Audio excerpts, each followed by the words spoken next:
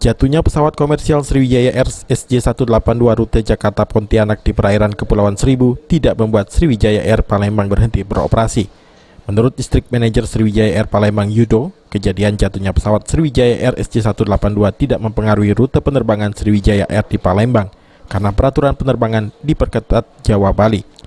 Sedangkan rute Sriwijaya Air di Palembang hanya ada rute Palembang-Pangkal Pinang, sehingga penerbangan dan pelayanan saat ini tidak terganggu. Selain itu, akibat pandemi penerbangan juga jarang karena banyak orang takut bepergian keluar kota. Untuk penerbangan kita flight dari Palembang tidak berpengaruh.